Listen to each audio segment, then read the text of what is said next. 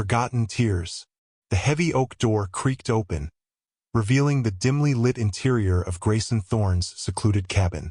Nestled deep within the Appalachian wilderness, it was a place where the world seemed to forget he existed. For Grayson, this solitude was a blessing, a reprieve from the shadows of his past and the truths he buried within the pages of his novels. His latest work, Forgotten Tears, had taken the literary world by storm. Critics called it hauntingly beautiful, a story of love, loss, and redemption. But what no one knew was that the novel wasn't entirely fiction. Each word, each tear-streaked page, was a fragment of Grayson's own shattered soul. It was late one rainy evening when Evelyn Harper arrived at Grayson's cabin. She was a journalist, though her intent was far more personal than professional. Clutching a copy of Forgotten Tears in her hand, she hesitated before knocking on the door. Grayson opened it, his piercing green eyes narrowing as he took in the sight of the petite woman drenched from the downpour. "You're not here by accident," he said, his voice a low rumble. Evelyn nodded, stepping into the warmth of the cabin. "I need answers, Mr. Thorne. Your book, it's more than a story, isn't it?" Grayson's jaw tightened, and for a moment, he considered denying her claim. But something in her eyes, a desperation that mirrored his own, compelled him to listen. "Sit," he said, motioning to a worn armchair by the fire. Evelyn wasted no time. "The details in your book," she began, her voice trembling slightly, "match an unsolved case from 12 years ago. My sister, Isabel, disappeared, and the story you wrote, it's almost identical to what happened to her. How do you know these things?"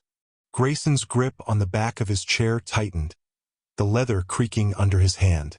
He had hoped no one would connect the dots, that his words would remain cloaked as fiction. "I can't help you," he said finally, his voice cold. Evelyn stood, her determination unyielding. "You already have. The way you described her, her laugh, the way she loved sunflowers. You knew her, didn't you?" Grayson turned away, his mind racing. He did know Isabel Harper. Once, she had been the light in his otherwise dark world, a muse who inspired his greatest works and then vanished like a wisp of smoke. But the truth of what happened to her, that was a secret he had vowed to take to his grave. Over the following days, Evelyn refused to leave the cabin. Grayson begrudgingly allowed her to stay, though he kept his distance, watching her with wary eyes.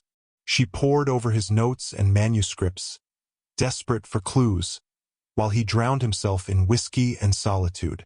"You loved her," Evelyn said one evening, breaking the tense silence. Grayson's head snapped up. "What do you want from me, Evelyn? A confession?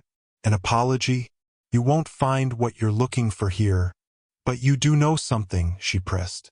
"Please, Grayson, if you ever cared for Isabel, help me find the truth." Her words struck a nerve. Grayson's carefully constructed walls began to crack, and memories he had tried to bury resurfaced. 12 years earlier, Isabel had walked into Grayson's life like a summer storm, unpredictable, beautiful, and impossible to ignore. She had been a free spirit, full of life and curiosity, while he was a brooding writer hiding from his own demons. They had spent a whirlwind summer together, exploring the wilderness, sharing dreams, and falling in love. Isabel's presence had been the first warmth Grayson had felt in years, her laughter chasing away his darkest thoughts. But their happiness was short-lived.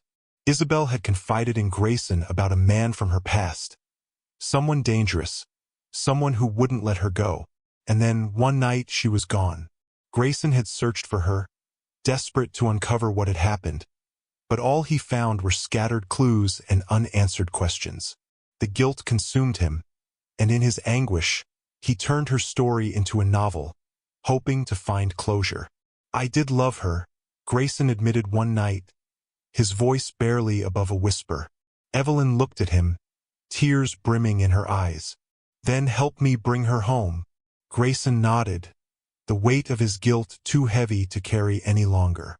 Together, They began piecing together the fragments of the past, retracing Isabel's steps and following the breadcrumbs Grayson had unwittingly left in his book. Their search led them to a remote cabin deep in the woods, a place Grayson had described in vivid detail in Forgotten Tears.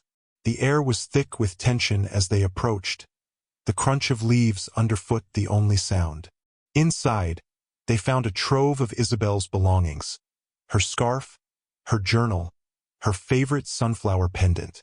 Her presence lingered in the air, like the scent of sunflowers after rain. Evelyn clutched the pendant, her hands trembling. "She was here," she said, her voice breaking. "But where is she now?" Grayson's heart ached as he watched Evelyn's hope falter. He placed a hand on her shoulder. "We'll find her," he promised. Their investigation took a darker turn when they discovered the identity of the man from Isabel's past. A wealthy and influential figure who had managed to evade justice for years. Grayson's anger simmered as he realized the extent of the man's crimes and the danger Isabel must have faced. With Evelyn's help, Grayson turned his pen into a weapon, writing an exposé that exposed the man's dark deeds to the world. The story went viral, forcing the authorities to reopen Isabel's case and launch a full investigation. But the victory was bittersweet. Isabel's body was eventually discovered in a shallow grave near the cabin. The man responsible was arrested, but the loss of Isabel left a void that could never be filled. In the weeks that followed, Evelyn stayed with Grayson, their shared grief forging an unbreakable bond. They sat together by the fire one evening, the flickering flames casting shadows on the walls. "I couldn't save her," Grayson said, his voice heavy with regret. "But you gave her story a voice," Evelyn replied. "And you helped me find the truth. That's more than I could have hoped for." Grayson looked at her, the weight of his guilt lifting just slightly. "She would have liked you," he said softly. Evelyn smiled through her tears. "And she loved you. I can see it in every word you wrote."